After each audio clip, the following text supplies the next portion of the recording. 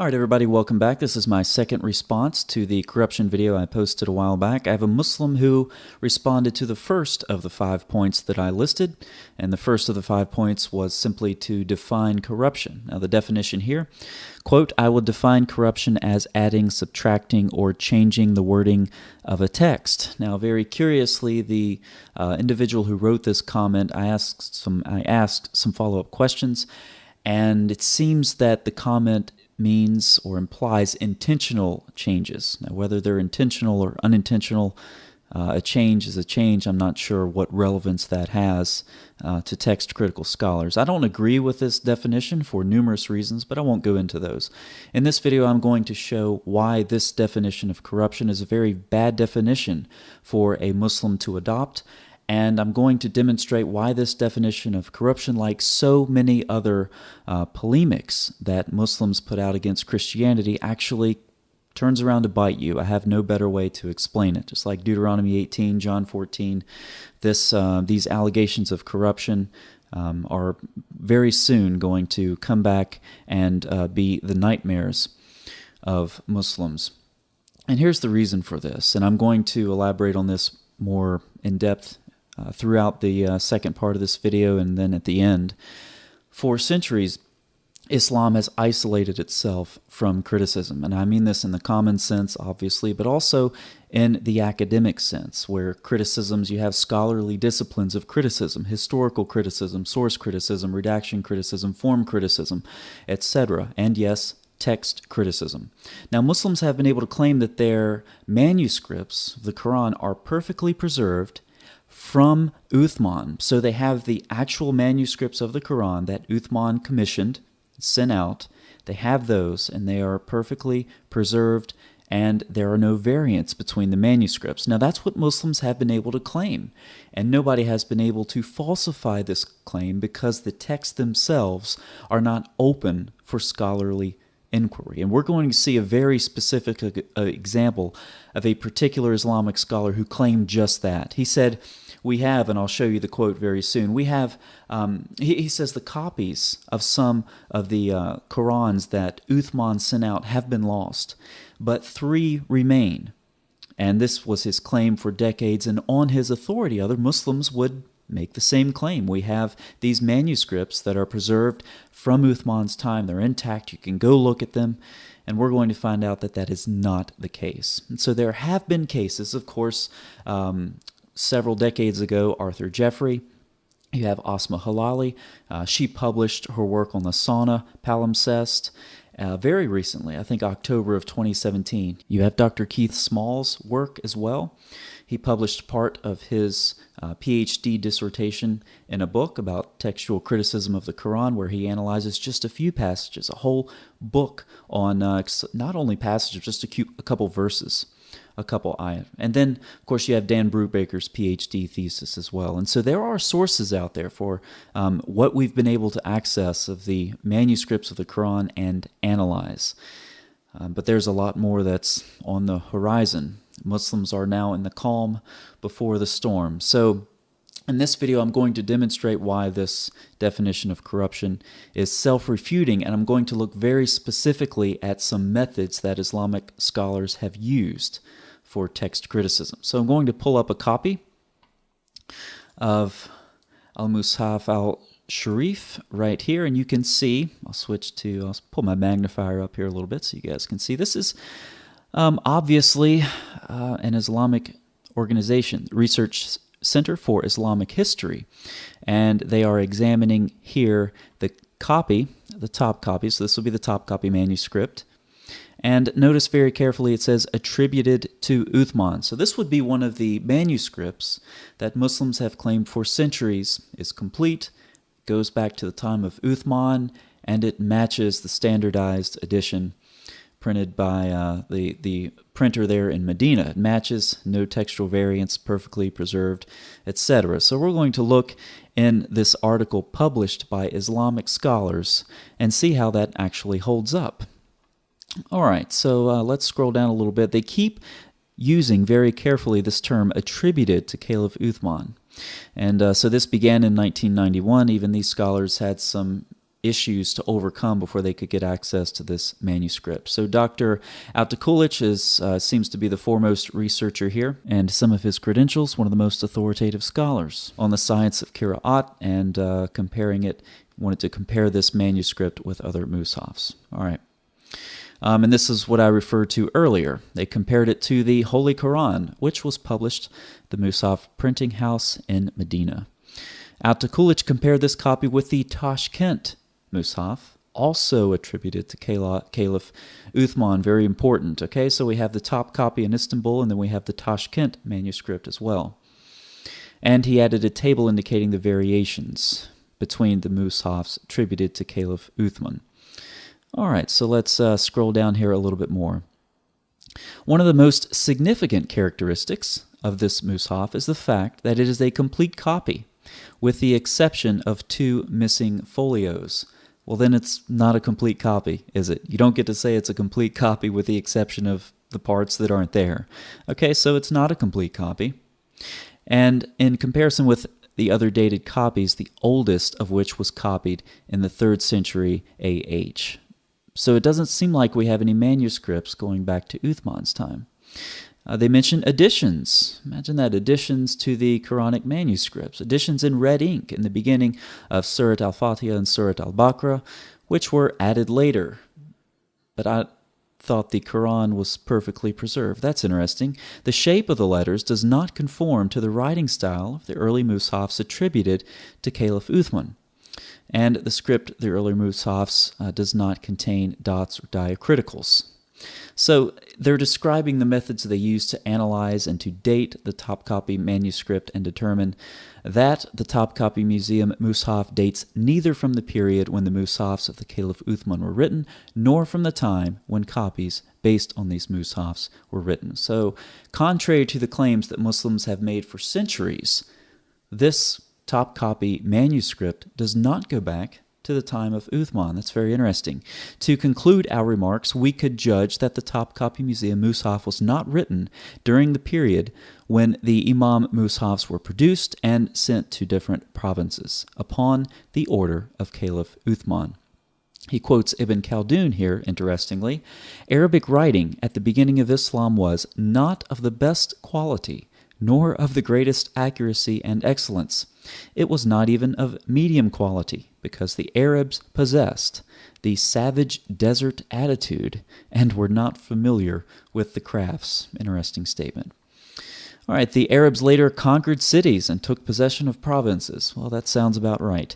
And then they needed the art of writing. At this time, they began writing, and as a result, they achieved a high degree of excellence. Now, I want you to notice this quote very carefully. This mushaf is also an excellent manifestation of the message expressed in the verse. Behold, it is we ourselves who have bestowed from on high step by step this reminder, and behold, it is we who shall truly guard it from corruption, quoting Surah 15:9. So, they use this mushaf as an example of the praise that's due to Allah because He preserved the manuscript. Now, forget about the 2,270 variants that they go on to note later in this, which I'll show you that part as well.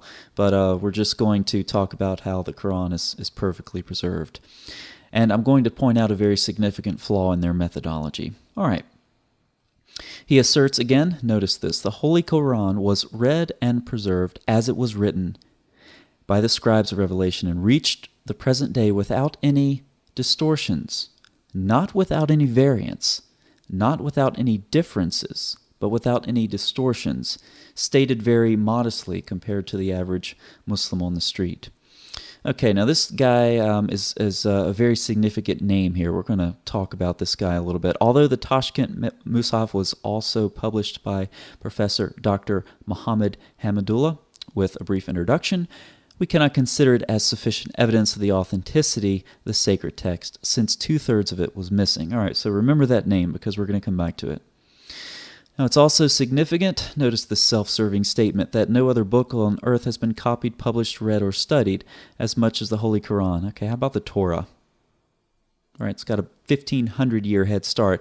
And here is something, let me make this point as well. It's significant that no other book on earth has been copied, published, read, or studied as much as the Quran.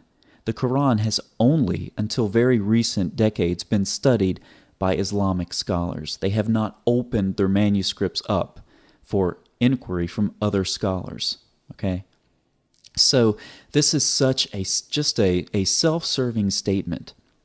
The Muslims have kept their manuscripts, locked up, only available to Islamic scholars who try for a decade to get access to them.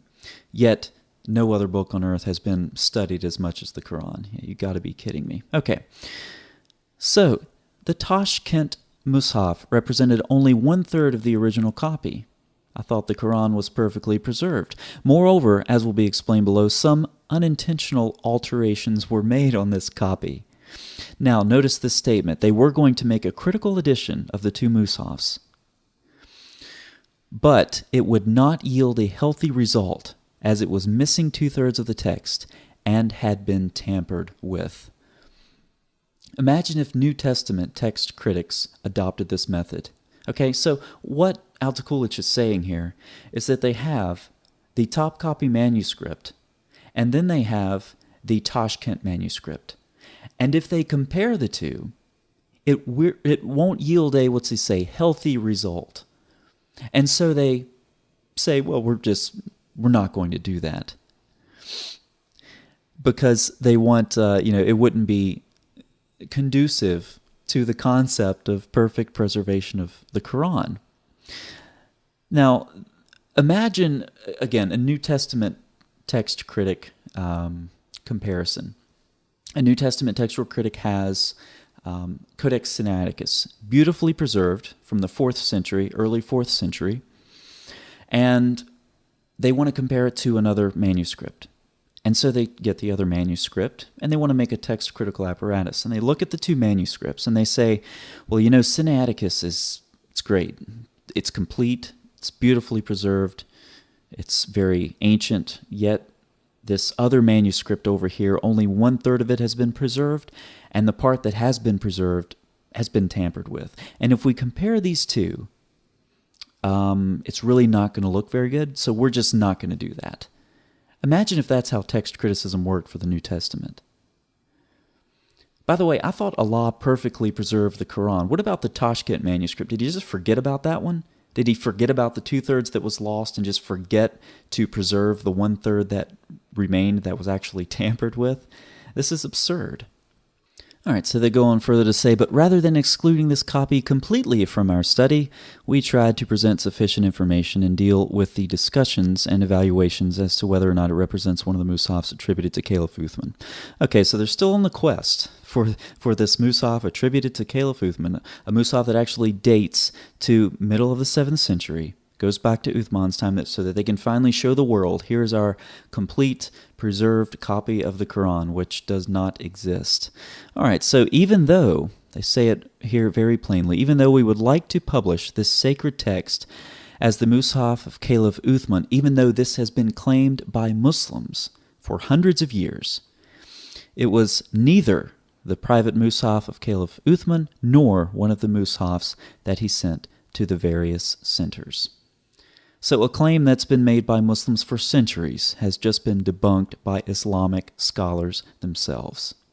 Once the Islamic texts are open up to criticism, even from other Islamic scholars, they don't pass the test. All right, so let's scroll down a little bit to see what we have next. Here it is again. He keeps repeating this because this has been a dominant claim throughout the Muslim world for a long time. As known by everyone interested in this subject, it has been claimed until recently that the Topkapi Mushaf was one of the copies attributed to Caliph Uthman, until recently. Okay, so that claim has been debunked. One of the most important questions of Quranic history is the whereabouts of the Mushafs attributed to Caliph Uthman and whether any of them reached the present day. Unfortunately, we do not have a positive answer to this question. In our view, this situation is one of the greatest weaknesses of the Islamic world throughout history.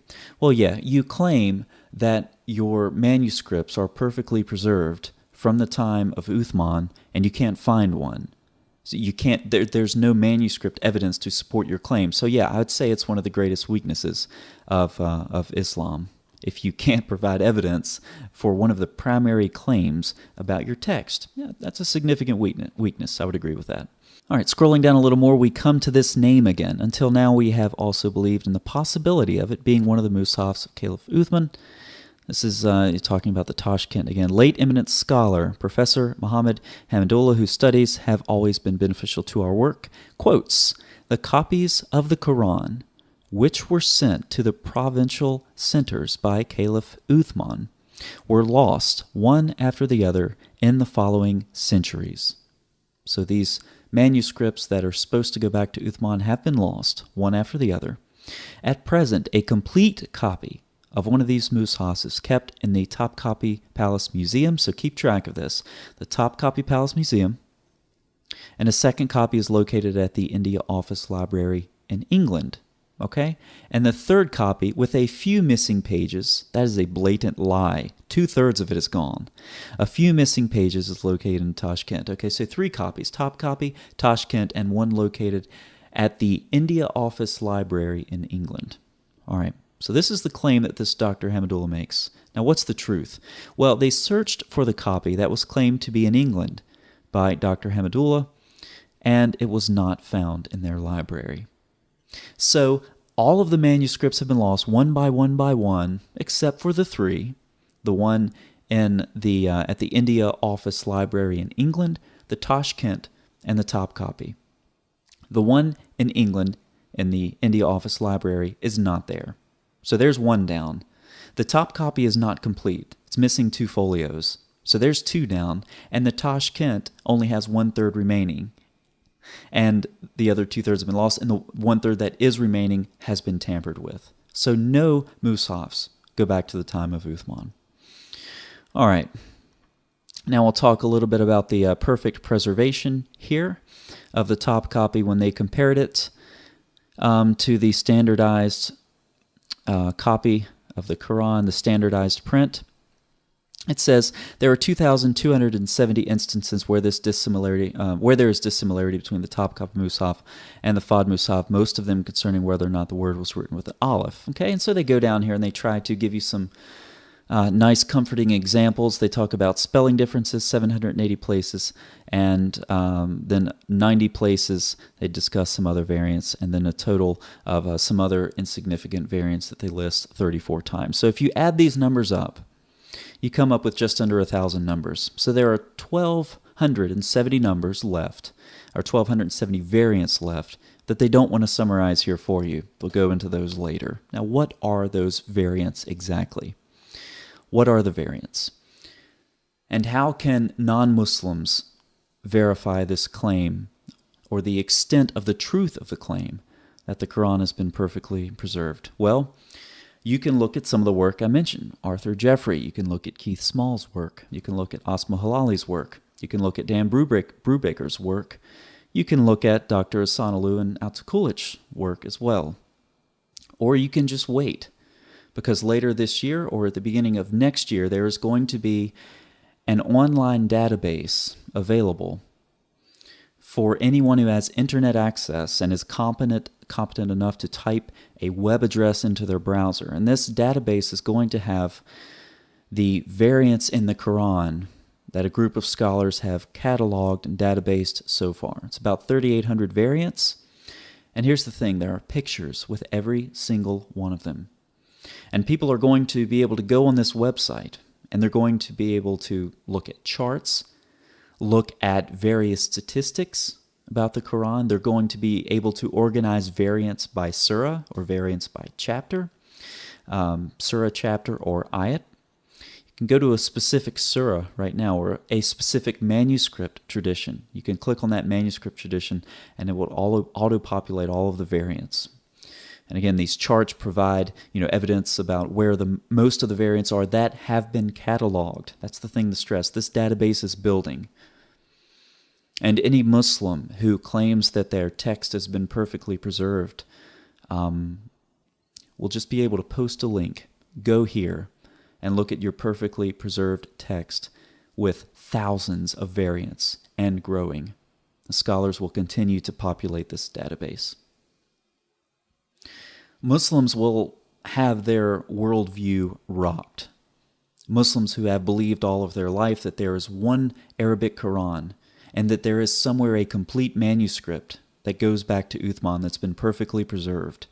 They're going to have to take definitions of corruption, like we started this video with, adding, subtracting, or changing the wording of a text. And they're going to be able to go online and look at the tapings in the Quranic manuscripts and look at the coverings and the insertions and the right-overs and the erasures. They'll be able to look at all of this stuff.